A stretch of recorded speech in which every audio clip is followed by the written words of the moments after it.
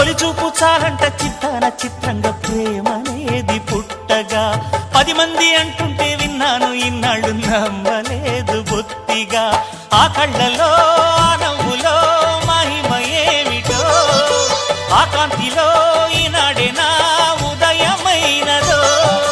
మదిసీమలో ఇన్ని మరుమల్లే గంధాలు మునుపెన్నడు లేని మృదువైన గానాలు మొదటి బలపు కథలు తెలుపు గేయమై తీయగా స్వరములు పాడగా